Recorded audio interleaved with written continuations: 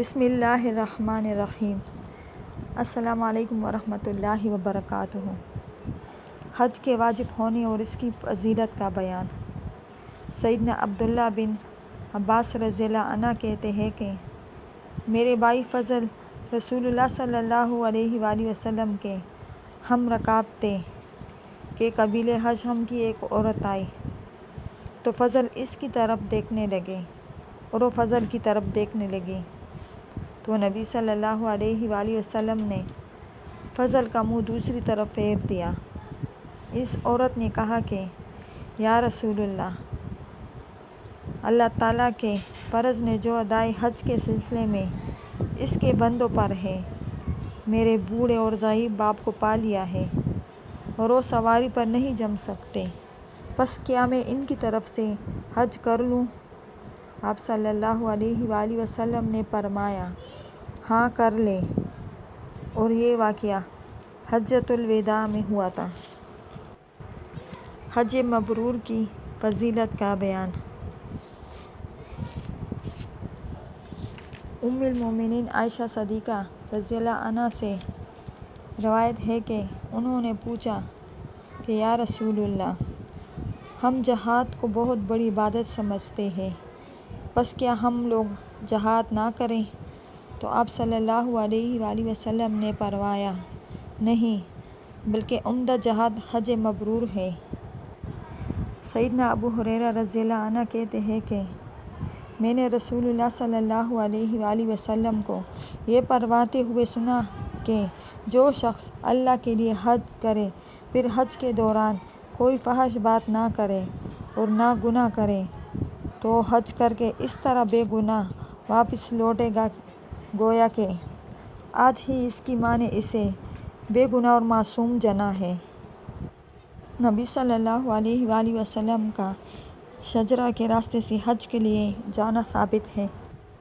سیدنا عبداللہ بن عمر رضی اللہ عنہ سے روایت ہے کہ رسول اللہ صلی اللہ علیہ وآلہ وسلم حج کے لیے جاتے وقت شجرہ کے راستے سے جاتے تھے اور معرس کے راستے سے واپس آتے تھے، اور بے شک رسول اللہ صلی اللہ علیہ وآلہ وسلم جب مکہ کی طرف جاتے تھے تو مسجد شجرہ میں نماز پڑھتے تھے، اور جب واپس آتے تو ذوالحلیفہ میں نماز پڑھتے جو کہ وادی کے درمیان واقع ہے، اور پھر آپ صلی اللہ علیہ وآلہ وسلم صبح تک وہیں رہ کر رات گزارتے تھے۔ نبی صلی اللہ علیہ وآلہ وسلم کا فرمانا کہ عقیق نامی وادی ایک مبارک وادی ہے۔ امیر المومنین عمر رضی اللہ عنہ فرماتے ہیں کہ میں نے نبی صلی اللہ علیہ وآلہ وسلم کو وادی عقیق میں یہ فرماتے ہوئے سنا کہ آج شب کو میرے پروردگار کی طرف سے ایک آنے والا آیا اور اس نے مجھ سے کہا کہ اس مبارک وادی یعنی عقیق میں نماز پڑھو اور کہو کہ میں نے حج اور عمرہ دونوں کا احرام باندھا۔ سیدنا عبداللہ بن عمر رضی اللہ عنہ نبی صلی اللہ علیہ وآلہ وسلم سے روایت کرتے ہیں کہ نبی صلی اللہ علیہ وآلہ وسلم کو آخر شب میں جب آپ صلی اللہ علیہ وآلہ وسلم ذوالحلیفہ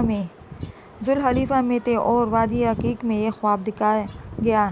اور آپ صلی اللہ علیہ وآلہ وسلم سے کہا گیا کہ اس وقت آپ صلی اللہ علیہ وآلہ وسلم ایک مبارک وادی میں ہیں۔ یاد رہے کہ نبی صلی اللہ علیہ وآلہ وسلم کے خواب بھی وہی میں شامل ہے۔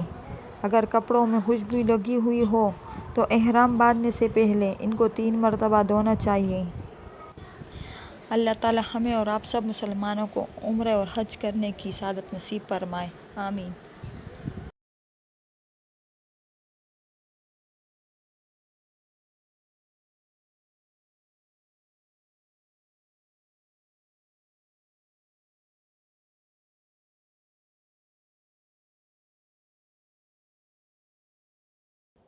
مقام جعرانہ میں تھے کہ ایک شخص آپ صلی اللہ علیہ وآلہ وسلم کے پاس آیا اور اس نے کہا کہ یا رسول اللہ،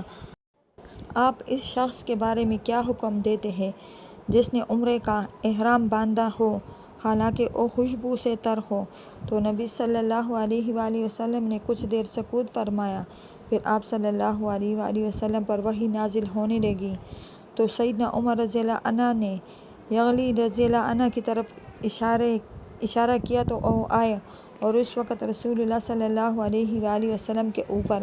ایک کپڑا تنا ہوا تھا، اس سے آپ صلی اللہ علیہ وآلہ وسلم پر سایہ کیا گیا تھا۔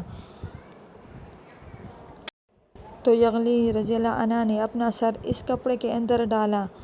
تو کیا دیکھا کہ رسول اللہ صلی اللہ علیہ وآلہ وسلم کا چہرہ مبارک سرخ ہے، اور آپ صلی اللہ علیہ وآلہ وسلم خراٹے لے رہے ہیں۔ پھر وہ حالت آپ صلی اللہ علیہ وآلہ وسلم سے زائل ہو گئی تو آپ صلی اللہ علیہ وآلہ وسلم نے فرمایا کہ وہ شخص کہاں ہے جس نے عمرہ کی بابت سوال کیا تھا؟ وہ شخص لایا گیا تو آپ صلی اللہ علیہ وآلہ وسلم نے فرمایا کہ جو خوشبو تجھے لگی ہوگی اس کو 3 مرتبہ دھو ڈالو اور اپنا جبہ اپنے جسم سے اتار دو، اور عمرے میں بھی اسی طرح اعمال کرو جس طرح اپنے حج میں کرتے ہو۔